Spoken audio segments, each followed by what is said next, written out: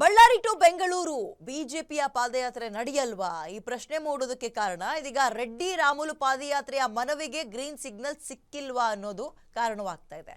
ವಿಜಯೇಂದ್ರ ಪಾದಯಾತ್ರೆ ಪತ್ರಕ್ಕೆ ಹೈಕಮಾಂಡ್ ಬೇಡ ನೋ ಅಂತ ಹೇಳ್ತಾ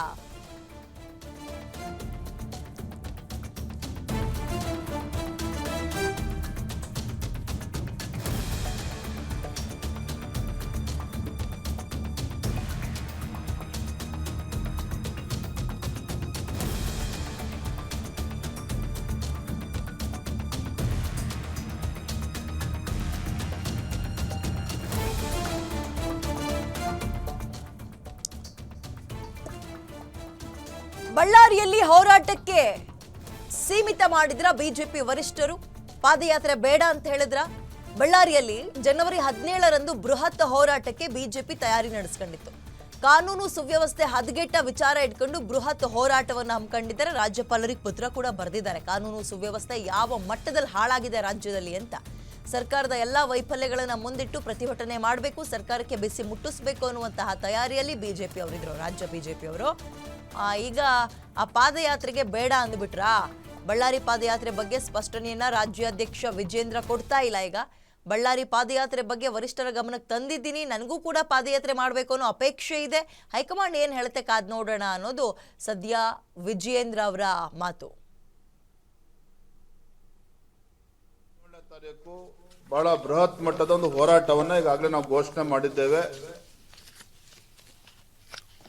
ಅಲ್ಲಿ ಒಂದು ರೀತಿ ಆತಂಕದ ವಾತಾವರಣ ಇರುವಂಥದ್ದು ಸತ್ಯ, ಅದನ್ನು ಅಲ್ಲಗಳೆಯೋದಕ್ಕೆ ಸಾಧ್ಯ ಇಲ್ಲ. ಶ್ರೀರಾಮುಲು ಅವರಾಗಲಿ, ಜನಾರ್ದನ್ ರೆಡ್ಡಿ ಅವರಾಗಲಿ, ನಮ್ಮ ಸ್ಥಳೀಯ ನಾಯಕರ ಅಪೇಕ್ಷೆ ಪಾದಯಾತ್ರೆ ಮಾಡಬೇಕು ಅಂತೇಳಿ ಅವರ ಅಪೇಕ್ಷೆಯನ್ನು ವ್ಯಕ್ತಪಡಿಸಿದ್ದಾರೆ.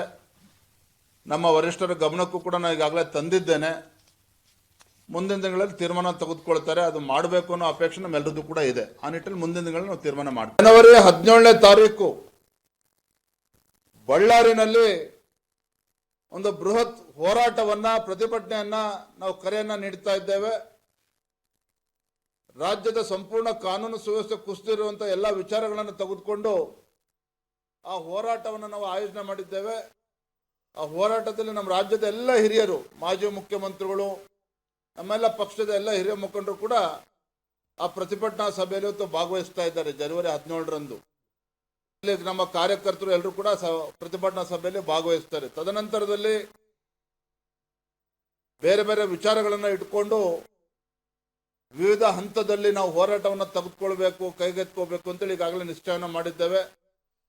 ಆ ನಿಟ್ಟಿನಲ್ಲಿ ರೈತರಿಗೆ ಯಾವ ರೀತಿ ರಾಜ್ಯ ಸರ್ಕಾರ, ಕಾಂಗ್ರೆಸ್ ಸರ್ಕಾರ ಇವತ್ತು ಅನ್ಯಾಯ ಮಾಡ್ತಾ ಇದೆ, ದೋಖಾ ಮಾಡ್ತಾ ಇದೆ,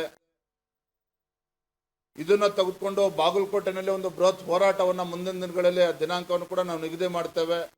ಜನವರಿ 17ನೇ ತಾರೀಕು